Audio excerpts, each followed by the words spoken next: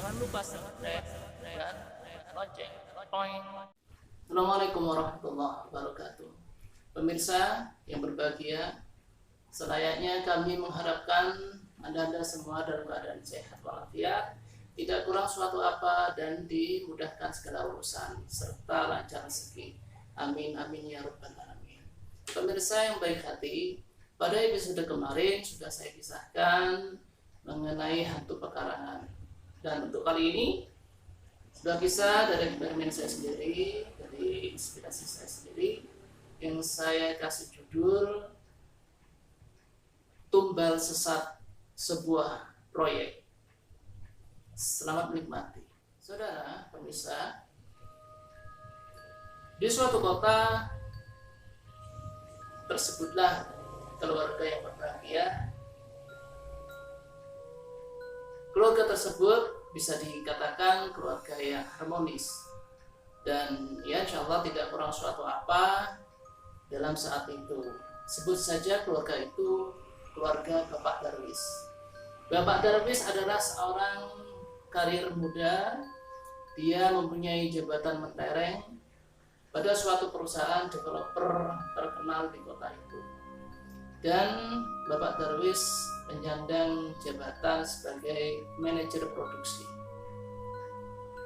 Pemirsa yang baik hati, pada suatu saat Bapak Darwis mendapatkan tugas baru dari kantor pusat untuk menangani sebuah proyek perumahan elit di kota yang akan ditunjuk sebagai tempat kerja yang baru buat Bapak Darwis.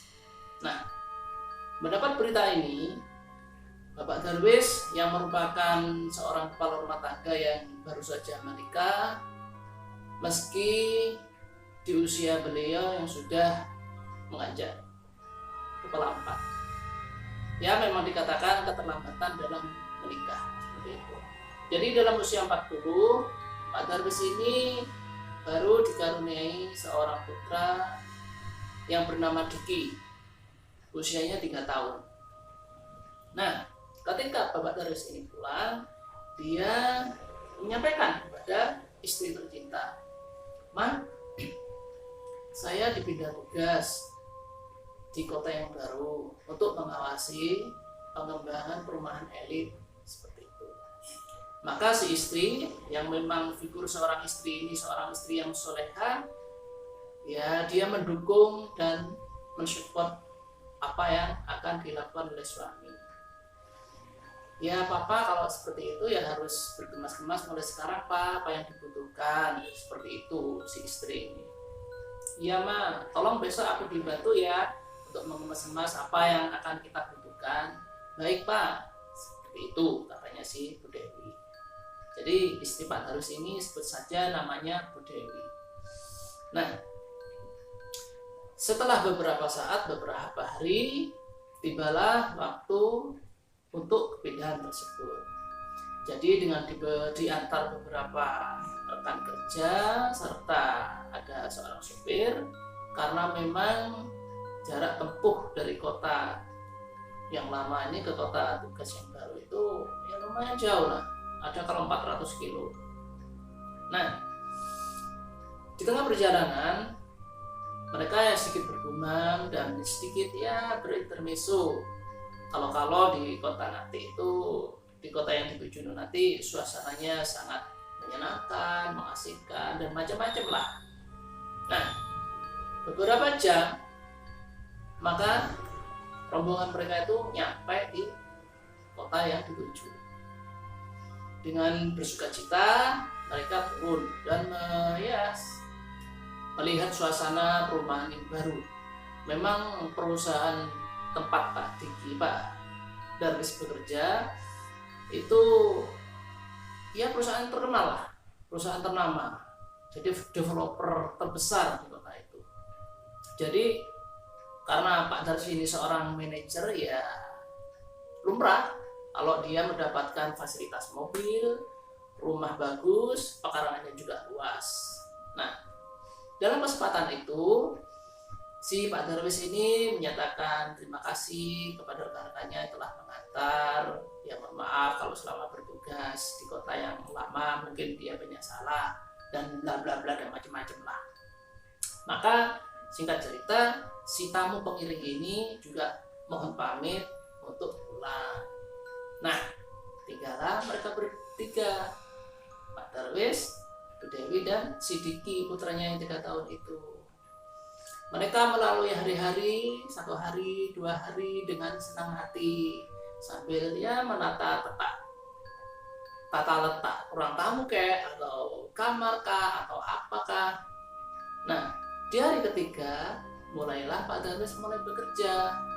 Nah, Pak Darwis ini ya dengan bijaksananya dia izin dan pamit kepada istrinya. Nah, ini hari ketiga.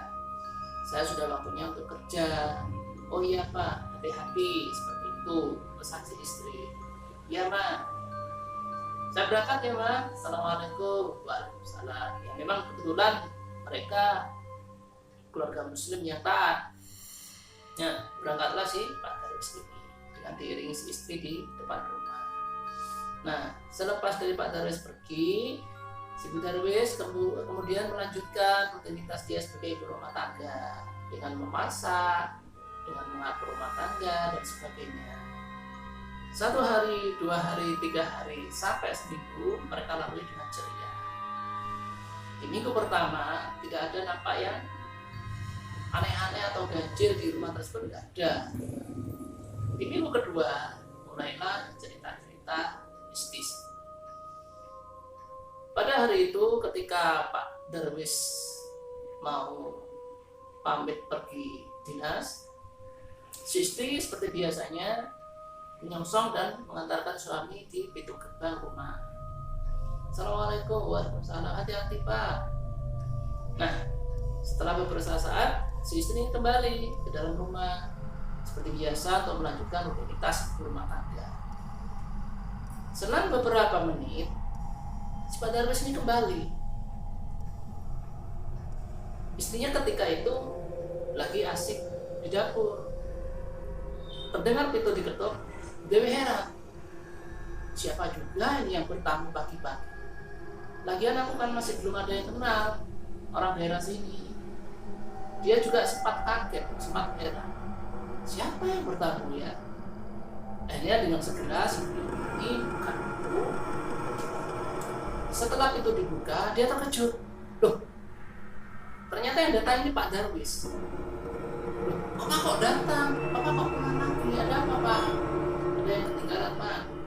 Dengan wajah dingin si Pak Darwis. Ada yang ketinggalan. Tadi gimana sih Papa ini? Kok nggak diterima? Si suami ini nggak menghiraukan, dia langsung menuju ke kamar. Nah, di saat yang sama, ternyata si Pak Darwis ini ada di kantornya. Dan di saat yang sama itu dia itu bertanya dalam hati, bergumam dalam hati. Istriku jam segini ini lagi ngapain dia? Si Pak Darwis itu bergumam dalam hati seperti itu. Istriku sedang apa ya di rumah? Nah, setting yang di rumah ini ternyata Pak Darwis juga ada. Ada 2 Pak Darwis di rumah dan di kantor. Nah, si istri kan juga nggak tahu. Jadi dia seolah-olah juga melayani suaminya sebagaimana mestinya. Tolong ambilin ini, kita aja sama istri. Nah, selang beberapa waktu Pak Darwis kembali pamit. Udah mah, aku mau kembali ke kantor. Kemudian si suami ini mendekati istri, ya, sebagai istri yang soleha, otomatis istri juga menghampiri suami. Kemudian dia mencium tangan dan berkata, hati-hati Pak. Sekali lagi, ketika tadi Pak Darwis masuk waktu pulang, dia nggak mengucap salam, nggak seperti biasanya. Biasanya selalu mengucap salam. Dan dia ketika mau keluar rumah juga nggak mengucap salam. Nah, istrinya ini juga kaget. Ada apa dengan suamiku? Gak biasanya, gak seperti biasanya. Dia masuk, dia pergi, gak ada salam. Dan yang lebih kaget lagi, ketika dia mencium tangan seseorang, dia itu mencium aroma-aroma yang lain, gak seperti biasanya. parfum suamiku aku hafal, tapi bukan seperti ini bukan bau parfum, semacam bau-bau aneh lah. Nah, intermezzo si istri ini langsung melayang, masa sih sekian jam parfum yang dipakai suami itu sudah hilang kena? Enggak mungkin, toh ini masih belum 1 jam genap. Kenapa baunya berbeda? Pertanyaan lumrah seorang istri untuk suami, tapi bukan parfum yang aneh, ini bau-bau yang selain parfum lah. Kemudian si istri menghilangkan prasangka buruk itu tadi, yang mungkin kena faktor lain seperti itu dalam hatinya. Akhirnya si Pak Darwis ini pergi ngeloyor gitu aja tanpa salam. Si istri ini galau, kenapa suamiku, apa ada perkara dengan? Ya, dia menyibukkan diri dengan rutinitas dia memasak dan merawat si ibu. Ketika sore sudah menjelang, karena ini hari pertama kerja, Pak Darwis ini nggak sampai malam. Biasanya memang sampai malam, sampai ya kadang jam 8 malam baru pulang. Ini karena baru pertama kali kerja, dia sore sudah pulang. Istrinya menyambut dengan gembira, ya menyambut seorang suami yang sangat dia cintai, sangat dia hormati. Kemudian mereka bergegas untuk masuk ke rumah. Kemudian ya seperti biasa, sebuah keluarga yang harmonis, bersenda gurau bersama anak. Waktu berlanjut, 1 hari, 2 hari, 3 hari, terjadi lagi keganjilan. Dan ini menimpa pada si Diki, anaknya yang baru berumur 3 tahun. Di suatu pagi, ketika Pak Darwis sudah berangkat kerja, dan si Bu Dewi ini sudah mulai selesai dalam acara memasaknya, dia menginap-bobokkan si Diki. Seperti umumnya anak umur 3 tahun itu kalau tidur diminta-bobokkan sama mamanya. Nah, si Diki ini kebiasaannya minum susu botol, jadi dia ngendot. Nah, dalam posisi mau tidur ini, si Diki ini masih ditungguin mamanya. Nah, si mama karena seorang figur ibu yang sayang pada buah hatinya, dia nggak meninggalkan begitu saja. Dia masih menunggu kalau putranya ini betul-betul tidur pulas. Setelah beberapa saat, si Diki sudah mulai agak pulas. Kemudian si Bu Dewi ini pergi melanjutkan rutinitas dia. Gak sampai 10 menit, beberapa menit setelah dia melangkah, dia melanjutkan rutinitas, si Diki bangun sambil memegang susu. Dia bilang, mama, susu habis. Jadi ya seolah-olah dia minta susu lagi gitu. Loh, adek kok bangun? Itu mamanya si Bu Dewi. Loh, adek kok sudah bangun? Dengan terkejutnya gitu. Karena si Diki ini putranya itu menunjukkan botol, maka segera si Bu Dewi ini berpikirkan lagi.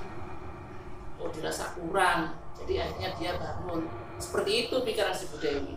Maka dibuatkanlah susu itu. Dibuatkan penuh, memang disengaja dibikinnya penuh agar si Diki ini tidurnya bisa lelap karena kenyang minum susu. Nah, setelah dibikinkan ini, posisinya kan di dapur, bikinnya di dapur. Si Diki ini langsung bergegas pergi sambil membawa botol susu itu. Setelah melewati tikungan antara ruang dapur sama ruang tamu, otomatis si Diki ini tidak kelihatan. Nah, setelah nggak kelihatan, mamanya ini, si Bu Dewi, merasa khawatir. Oh, ini kan bukan rumah yang lama, ini rumah baru. Si Diki ini masih belum hafal. Apalagi tempat tidurnya itu agak tinggi. Nah, si Bu Dewi ini karena merasa khawatir, dia mengikuti si Diki dengan segera. Nah, Bu Dewi melangkah dengan agak cepat. Setelah dia melewati tikungan antara dapur dan ruang tamu, dia terkejut. Kenapa? Si Diki sudah nggak ada. Dia sangat terkejut sekali. Mana Diki? Mana Diki? Dia setengah berteriak. Dia manggil-manggil si Diki. Diki. Nah, yang dia tahu itu cuma kamar. Akhirnya si Bu Dewi ini segera ke kamar. Dan lebih terkejut lagi. Kenapa? Ternyata si Diki di kamar itu masih tertidur, pulas, sambil pegang botol dan susunya sudah hampir habis. Kan mustahil sekali. Dalam beberapa menit, si Diki sudah hilang dari tikungan ruang tamu. Setelah dikejar, ternyata si Diki di kamar masih tertidur pulas dengan memegang botol susu yang juga hampir habis. Sementara tadi dibuatkan susu penuh. Ini pikirannya berkecamuk ini, Bu Dewi. Dengan muka tegang, dengan sedikit takut, dia mulai berandai-andai. Apakah ada yang aneh di rumah ini? Sehingga aku mengalami beberapa hal yang aneh kemarin dan sekarang. Nah, untuk menghindari rasa takut itu, Dewi kemudian membaca doa-doa ya, selainnya anak dia muslim, dan dia berkeyakinan karena itu kejadiannya siang hari, tidak akan ada hal-hal yang menakutkan. Maka Bu Dewi ini melanjutkan rutinitas dia sebagai rumah tangga. Nah, ketika sore sudah datang menginjak malam jam 7, si Pak Darwis pulang.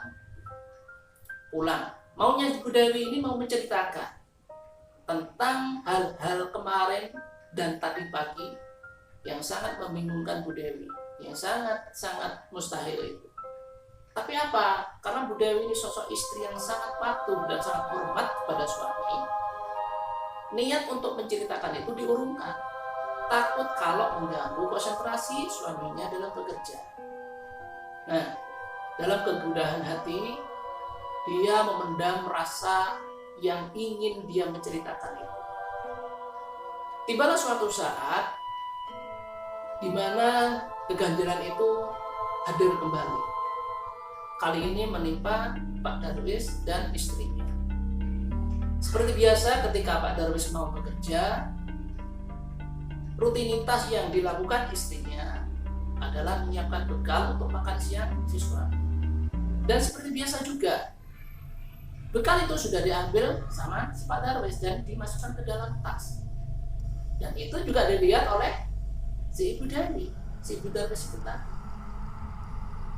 Nyampe di kantor, jam bergulir, siang udah masuk, Ibu Dewi kedapatan telepon.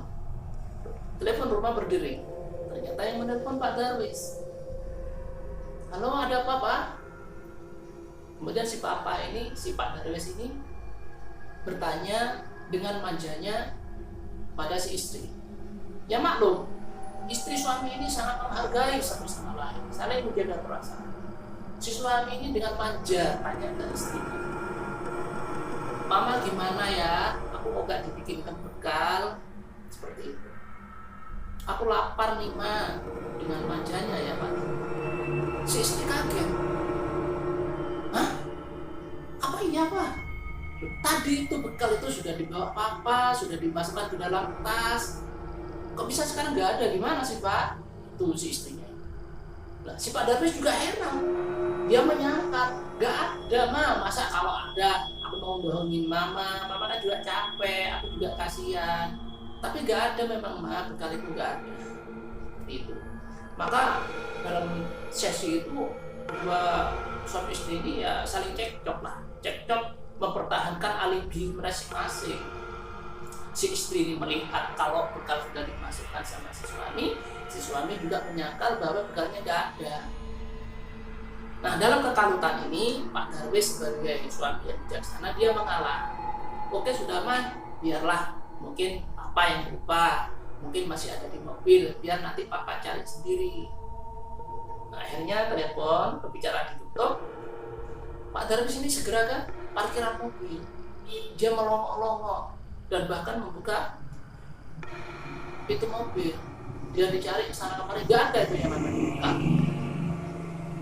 Nah, disinilah Pak Darwis ya mulai sedikit banyak merasakan juga apa ada yang aneh di rumah itu. Seperti itu. Di Pak Darwis ini memendam rasa juga seperti si istri. Nah, singkat cerita, malam bergulir Pak Darwis pulang. Disambut oleh istri, disambut sebagaimana istrinya lah, dengan tawa, dengan senyum, capek Pak dan lain sebagainya. Setelah masuk, Pak Darwis ini nggak bisa menyimpan penasaran yang tadi siang. Dia tanya sama istri, Pak, Aku mau tanya sama mama, tolong dijawab dengan jujur, jangan ditutup-tutupi, Ma. Soal apa, Pak? Mestinya bertanya-tanya soal apa nih, kayaknya kok serius. Soal yang tadi siang, mestinya langsung terpanjat.